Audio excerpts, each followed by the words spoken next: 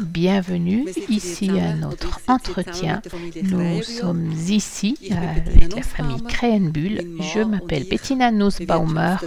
Mon mari et moi avons une ferme bio dans le canton de Lucerne avec une autre famille. Et aujourd'hui, nous aimerions parler de travailler ensemble dans les fermes avec les générations. Chaque ferme est différente et pourtant, il y a des questions qui nous touchent tous, aussi quand il s'agit de prendre des décisions communes et c'est quelque chose dont on aimerait parler aujourd'hui. J'ai à côté de moi Micha et Xenia ainsi que Ruth et Beat et ils vont se présenter eux-mêmes. Nous nous appelons Micha et Xenia Krähenbühl. Je suis chef d'exploitation d'une ferme bio dans le canton d'Argovie de 10 hectares. Ça fait 4 ans maintenant que nous dirigeons l'exploitation et l'année prochaine, nous aurons notre premier enfant. Je m'appelle Ruth Krähenbühl, j'ai 57 ans, ça fait 36 ans que je suis sur la ferme avec Beat. Nous sommes mariés, nous avons 4 enfants adultes. Mira est notre deuxième enfant. Je m'appelle Beat Krähenbühl, j'ai 63 ans, j'étais longtemps le chef d'exploitation et depuis 3 ans, je suis l'employé de Micha et ça me plaît beaucoup. Très bien, c'est quelque chose qui m'avait déjà tellement impressionné lors de la préparation. C'est vraiment quelque chose de sympa. Et on va regarder une photo de la ferme Mika. Quand tu vois ça, tu penses à quoi? C'est un énorme privilège d'avoir pu reprendre cette ferme. C'est pas une évidence. Quand on est là où on est né et quel est l'endroit où on est, et j'apprécie vraiment beaucoup d'avoir pu reprendre cette ferme avec Xenia de la part de mes parents. Merci beaucoup. Lors de la préparation, je ne sais plus si c'était toi, Mika, ou toi, Beat, tout à coup, on avait eu l'idée et j'ai posé la question, mais d'où venez-vous? Et on a découvert qu'on aimerait bien, en quelque sorte, regarder d'où on vient, où on est et où vous voulez aller. Je crois que c'est Mika qui l'avait dit, dans quelle direction on veut aller, qu'est-ce qu'on vise. Donc, Beat, d'où est-ce que vous venez? La famille Krähenbühl, elle vient d'où?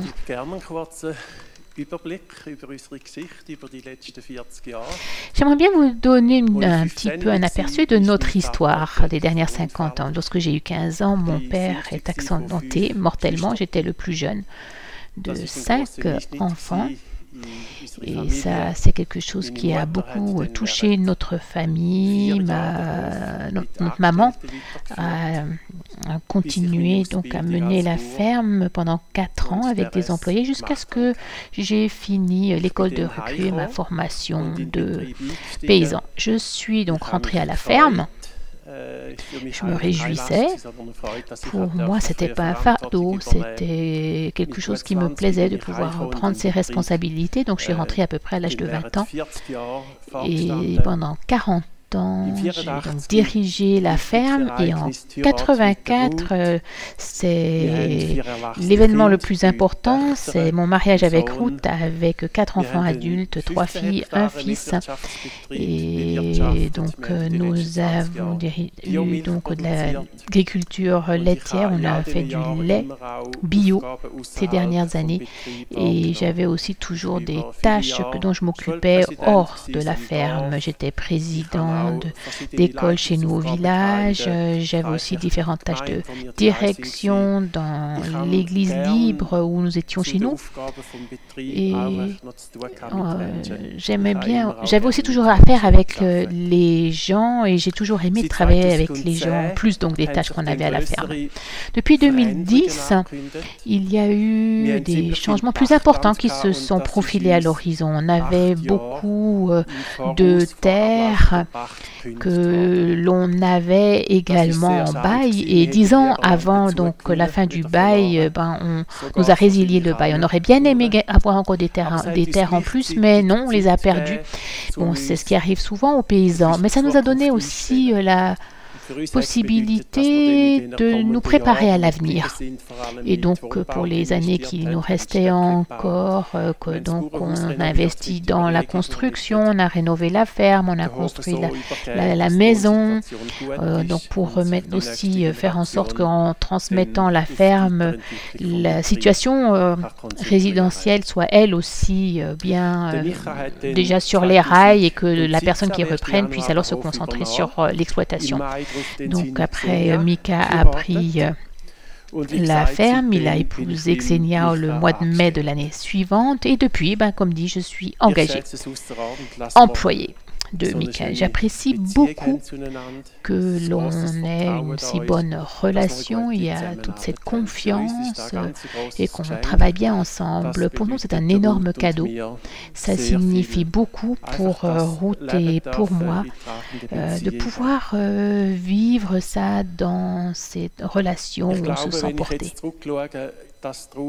Je crois que si je fais une petite rétrospective, eh bien, c'est Ruth qui a beaucoup apporté ou qui a apporté une grande contribution.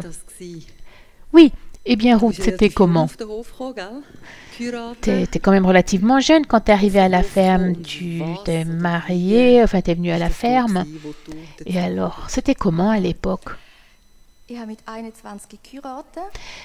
Je me suis mariée, j'avais 21 ans. Et bon, on a eu relativement vite les 4 enfants. J'étais à la maison, je m'occupais des enfants, de la ferme, j'étais paysanne. J'aimais bien être à la maison. Et moi j'aimais aussi donc faire la cuisine, m'occuper du jardin, faire des gâteaux. Ça, j'aimais faire. C'est quelque chose qui m'a beaucoup impressionnée parce qu'après, il y avait encore une autre partie de la vie, mais on n'y est pas encore. Et puis alors, bon, tu t'es mariée, tu es venue à la ferme. Qu'est-ce que tu as rencontré là-bas? C'était comment la situation de vie quand tu es arrivée à la ferme? Je suis arrivée dans une grande ferme, il y avait quasiment une dizaine de chambres et puis ma belle-mère, elle occupait 3 chambres. Et c'était séparé ces chambres-là ou bien ça se passait comment en fait avec son droit de résidence? On n'avait pas 2 unités. C'était une entrée avec un étage en bas, l'autre en haut. Nous, on habitait en bas, donc surtout. Et l'étage supérieur, il y avait la belle-mère avec 3 chambres. On se partageait la salle de bain en haut. Et entre les chambres, il y avait encore 2 chambres d'enfants qui ont été utilisées avec le temps. Donc, on habitait vraiment très proches les uns des autres. Puis, moi, j'ai une belle-mère que j'aime bien. Donc, alors, cette vie commune, bon, moi, je pense que donc, vous faites attention aux relations. Donc, Béat, tel que je te connais, ta mère, en fait, elle voulait aussi vivre comme ça. Mais comment ça s'est passé concrètement? Bon, on n'y avait pas vraiment réfléchi avant, si ça allait bien se passer ou pas. On était optimistes, on s'est dit, oui, bien sûr, ça fonctionne entre nous. Et oui, j'ai vraiment eu, et j'ai toujours en fait, une belle-mère très gentille, mais on était totalement différentes. Elle voyait tout dans le bien, elle voulait tout faire bien, mais très souvent, c'était aussi des choses que j'arrivais pas à faire parce que ça me dépassait, toutes ces attentes. Ou bien je ne peux pas répondre à ces attentes, ou je ne voulais pas non plus. On avait un petit peu des manières d'être différentes par rapport aussi à être proche ou un peu moins proche. Et puis là, on était vraiment très proches. Et puis, on n'arrivait quasiment pas à éviter qu'on fasse ce pas de plus dans la proximité de l'autre. Et donc, ça a vite donné des tensions. Et alors, après, comment ça s'est fait? Tu peux nous en dire 2-3 mots? Ben ouais. Enfin, mon plus gros souci, c'était pas tous ces conflits qui ont vu le jour, sans en arriver à les résoudre. On parlait ensemble, Mais mon plus gros souci, c'était ce sentiment d'être contrôlé, de domination, de ne pas pouvoir bouger librement dans la maison. Je me voyais fermer les portes. Je voulais pouvoir fermer la porte, être en famille, pouvoir essayer de faire des choses sans que l'on soit jugé, pour pouvoir faire des erreurs moi-même, simplement être nous-mêmes. Puis bon, c'est quelque chose qui marque finalement aussi. Et donc, qu'est-ce que tu avais donc prévu de dire, enfin, qu'est-ce que tu voulais faire après? Donc, la première chose, c'est comment on vit ça, puis après, c'est aussi comment on peut s'en sortir, comment on peut aussi guérir, sortir guéri de cette situation. Et après cette période-là, comment ça s'est passé? Là, j'ai remarqué qu'il nous fallait plus de sphères privées. On réfléchissait à comment faire pratiquement dans la maison, mais on n'a pas trouvé de solution. Et pour nous, ce qui était très important, c'était de vivre la réconciliation.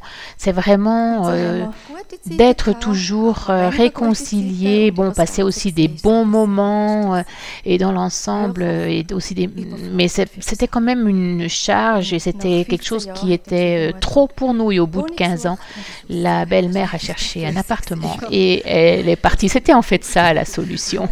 Oui, donc ça, je peux bien me l'imaginer. Et qu'est-ce que tu voulais ajouter, Beat? Je crois que lorsqu'on s'est marié, et puis moi notamment, c'est quelque chose qu'on avait sous-estimé, cette situation. Aujourd'hui, je dirais que c'était trop. C'est ça qui nous a fait un peu échouer, qu'on ne peut pas résoudre par une bonne volonté, mais par aussi une solution spatiale dans les pièces aussi. Au début, je n'ai pas vu venir, je n'avais pas compris non plus. Aujourd'hui, je dirais qu'il y a des situations qu'il faut résoudre par principe. Il faut le regarder avec une certaine distance. C'est une solution de principe qu'il faut le trouver. Et une solution de principe aurait été que ma mère ait son propre appartement. Et le deuxième, c'est que bon, c'était aussi une femme très dynamique, pleine d'initiatives. Et quand j'ai dirigé la ferme et que j'avais épousé Ruth, elle n'avait plus de tâches, elle n'avait plus de vision non plus. Donc il fallait qu'elle ait une tâche et elle n'en avait plus. Il aurait fallu ça pour qu'elle s'épanouisse. Ce qui est particulier, c'est qu'à l'époque, et on en avait parlé brièvement, ce qui m'avait beaucoup impressionné, c'est que vous n'avez pas uniquement parlé de ça, mais vous êtes également passé à l'action. Si je m'en souviens, vous me disiez que oui, tu étais donc fermier, mais que tu avais aussi tes loisirs et tes propres centres d'intérêt. Et toi, Ruth, alors, comment est-ce que ça a continué après cette période passée à la maison, avant de transmettre donc la barre à la prochaine génération?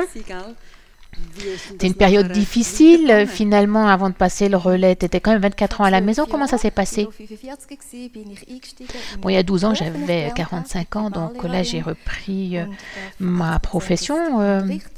Donc, en tant qu'enseignante à l'école primaire, donc j'enseigne à 80%, et donc je ne suis pas à la ferme, et ça, c'est quelque chose. Donc, c'est très facile pour moi de lâcher prise, parce que je peux prendre aussi des responsabilités ailleurs, où j'ai également des défis à relever. Et comme ça, c'est pas difficile de lâcher. Avec Xenia, moi, je suis pas en train de réfléchir qu'est-ce qu'elle fait, Xenia, est-ce qu'elle fait comme moi, etc. Pour moi, en fait, c'était facile de lâcher. Ça, c'est vraiment très clair et ça me réjouit beaucoup. de voir d'où vous venez, vos origines. Et maintenant, on va passer à l'état actuel. On va faire un peu un état des lieux. Beat l'a dit, vous avez eu du temps et c'est un temps que vous avez bien utilisé pour dialoguer, pour réfléchir à l'avenir. Donc, je vais te passer la parole en direct.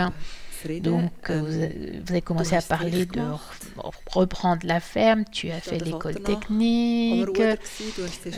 Là, le père dirige encore l'exploitation. Après, tu as terminé l'école, les études. Pierre, cette phase, comment est-ce que tu l'as vécue quand tu as repris la ferme entre le moment où vous avez réfléchi et vous êtes arrivé dans la situation? J'avais une situation confortable. Mon père et moi, ça faisait longtemps qu'on en parlait. Et il a dit, oui, il savait qu'on allait perdre donc des terres qu'on avait sous bail. Et donc, c'est ensemble qu'on a décidé qu'on savait que donc toute l'industrie laitière, toute la production laitière arrivait à terme. Et c'est après seulement qu'on a vu un peu comment ça allait se faire.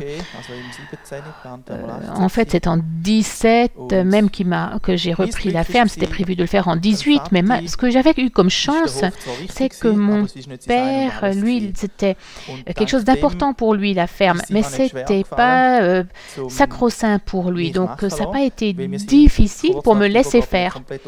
Parce que peu après, donc on a tout restructuré. Donc, on s'est détourné des vaches. On est parti donc dans l'agriculture céréalière, maraîchère aussi, dans les essais. Tu as dit, ouais, bon, moi, je veux m'asseoir sous les légumes. On voit ça ici sur l'image.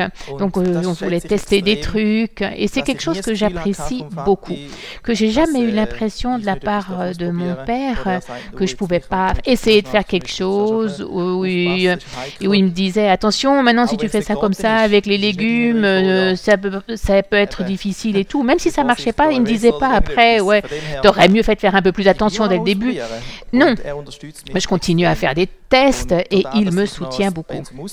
Et comme je travaille également encore à l'extérieur, lui, il est mon employé qui est à la maison, que j'apprécie beaucoup parce que lui est toujours sur place. Donc, s'il y a des questions, s'il y a des gens qui passent, s'il y a des manœuvres sur place, il y a toujours quelqu'un là et je sais que tout est fait après de manière fiable.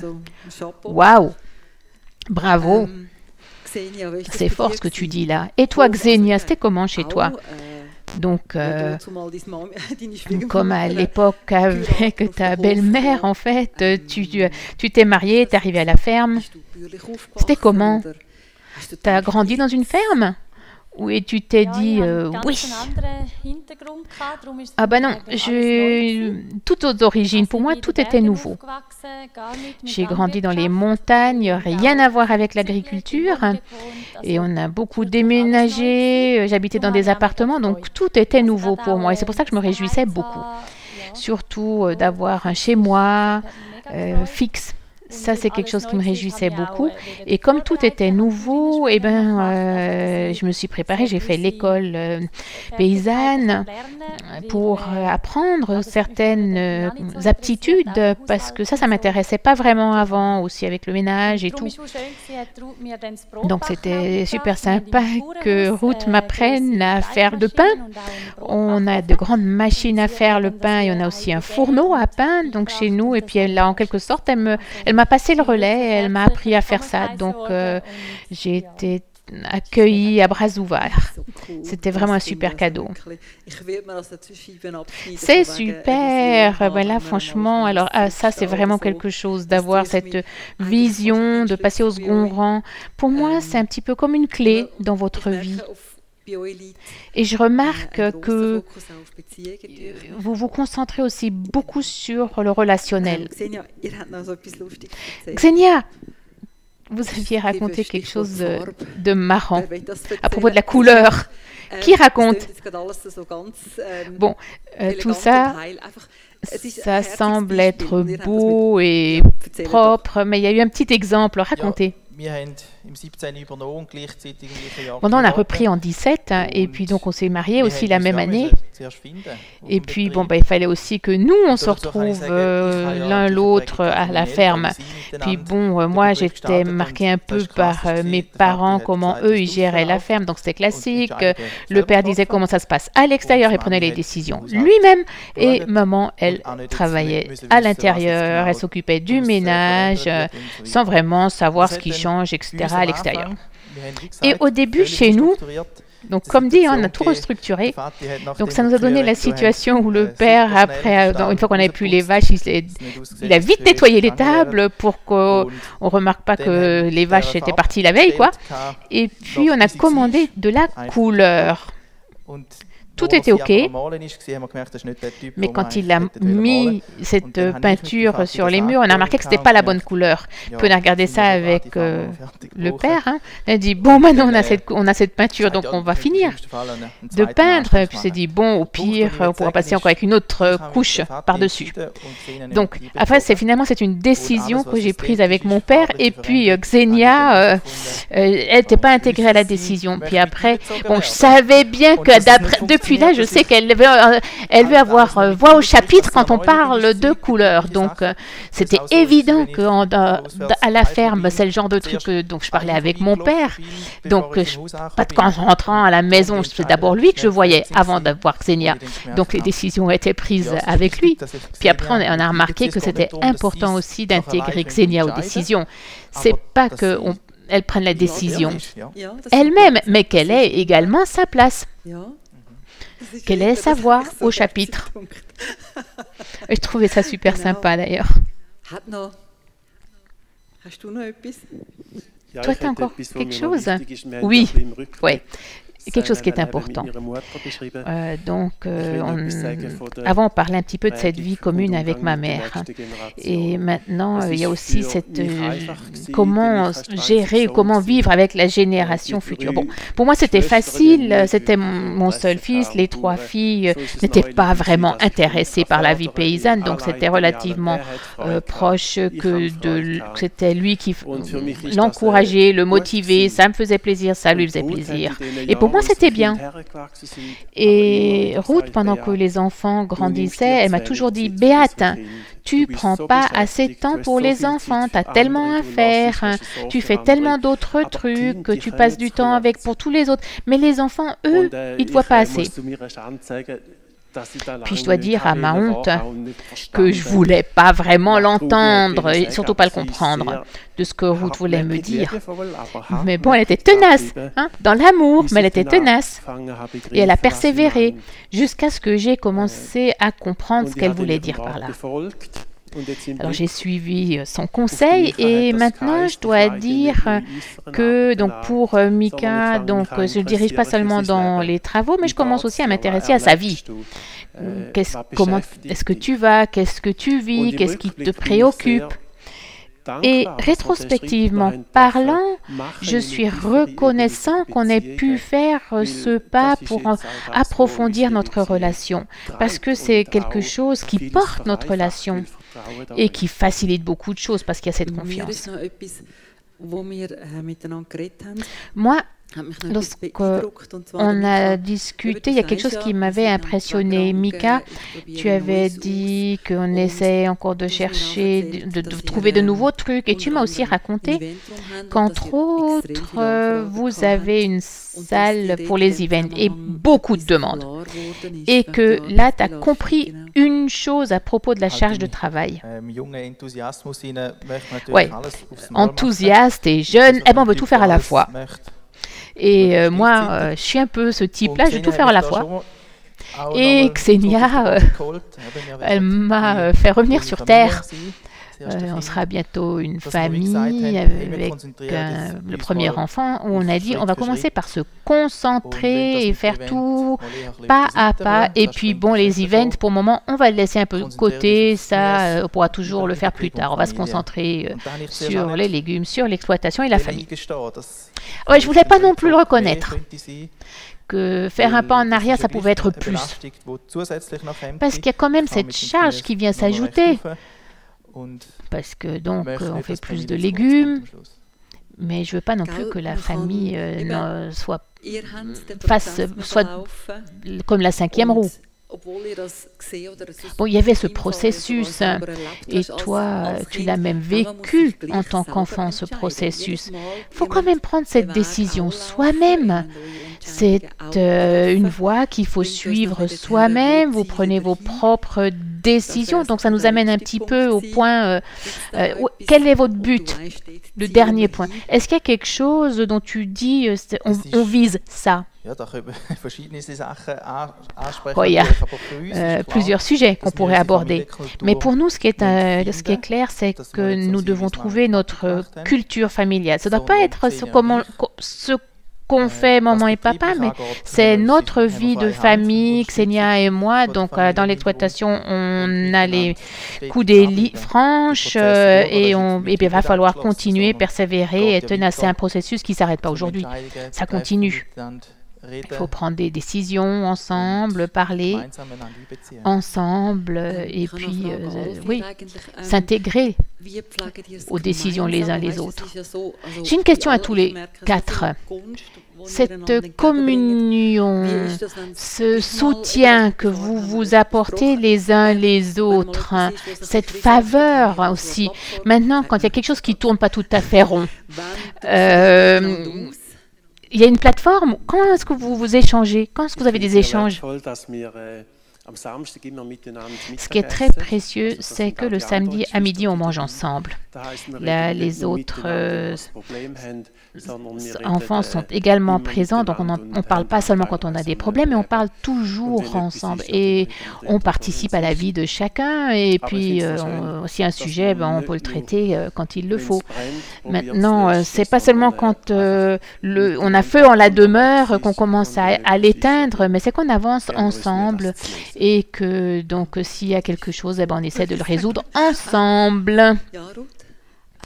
Oui, Ruth. Xenia est simple, elle est riche en communication, elle sait communiquer, donc on parle beaucoup. Et donc, Xenia m'a rendu la vie facile et j'apprécie ça beaucoup, Xenia. Oui, je remarque que les belles filles, il n'y a pas que les belles mamans. Hein, là aussi, avant, je n'étais que belle fille, maintenant je suis belle maman aussi. Et donc, parfois, hein, c'est qu'on le devient. Donc, c'est pas facile non plus. Aussi pour les mamans, donc il faut aussi trouver sa place. Donc, pour finir, je vous ai encore demandé de nous dire ce que vous avez à cœur. Qu'est-ce que vous diriez à quelqu'un qui est dans la même position? Quand on est belle-maman, papa, une jeune paysanne, un jeune paysan, qu'est-ce que vous aimeriez dire en quelques mots? Quelque chose que j'aimerais dire dans la vie commune. La vie commune, ça c'est quelque chose qui peut être très enrichissant et beau. Mais à mon avis, ce qui est important, donc c'est qu'en plus que d'avoir là donc 2 unités d'habitation, c'est qu'on respecte les limites de chacun. On ne peut pas dire là il y a cette limite, ça c'est juste et là ça doit être là. Il faut trouver cette limite. Et là il faut aussi percevoir ces signaux que la personne d'en face envoie, prendre ça au sérieux, chercher le dialogue, donner un feedback sincère et prendre ça au sérieux. Pour moi, c'est important. Et quelque chose qui est aussi important, c'est que la génération qui se retire a sa vision pour la période qui vient après avoir remis la ferme. Une vision qui n'est pas liée à la ferme ou pas seulement liée à la ferme. Et le troisième point qui est également important et que j'aimerais quand même dire à tout le monde, c'est de commencer par avoir traité, travaillé sa propre génération, être réconcilié avec son passé avant de passer le relais de la ferme. Beat? Mon constat, dont Bettina a dit que c'était quelque chose qu'on aimerait donner, je crois que l'investissement dans des relations réconciliées sont tout aussi importantes que dans les relations qui concernent l'exploitation. Et le deuxième aspect là-dedans, c'est que la patrie, l'identité, doit être auprès du Père céleste. Que on puisse être des pères et des mères pour nos fils et nos filles sur cette base-là. On l'a vécu nous-mêmes et je le remarque et l'observe. J'ai l'impression que nos fermes, nos exploitations ne doivent pas être le centre ultimatif et ultime, mais cette place appartient à Dieu. Mais il y a tellement de bénédictions qui en découlent pour nos fermes, nos familles, nos exploitations qu'on en est béni. Merci beaucoup. Xenia? Oui, moi, par nature, je suis très ouverte. Enfin, pour moi, c'est quelque chose de très important que l'on aborde les sujets. Et pour moi, ça, c'est quelque chose de super important. Oui, on peut bien sûr se préparer avant de reprendre la ferme. Ou quand on est en cours, on peut lire, on peut écouter des trucs. Mais j'ai l'impression que c'est quelque chose qu'on fait tout au long de la vie. Et on l'a dit aussi tout à l'heure. C'est persévérer et aborder les trucs parce qu'il y aura toujours des changements chez nous aussi, maintenant avec l'enfant qui va naître et avec tous les changements qu'on a. Vraiment continuer, persévérer. Ouais. Mira. Oui, ça avec la culture familiale, je l'ai dit tout à l'heure, qu'on est dans ce processus permanent de prise de décision. Tout ce que je peux dire ici, c'est qu'on a ce privilège de pouvoir dire que si les parents ne sont pas à la ferme, il manque quelque chose. On a toute cette liberté, on n'a pas l'impression qu'ils sont tout le temps là, et pourtant, s'ils ne sont pas là une fois un week-end, eh ben, il manque quelqu'un. C'est vraiment super de savoir que là, ce qu'on a chez nous, c'est nos parents et nous. Merci beaucoup pour votre ouverture, votre sincérité. Merci à vous d'avoir suivi cette émission et nous vous souhaitons à tous toute la bénédiction dans les fermes, à vous aussi, et puis beaucoup de bonnes relations. Merci beaucoup.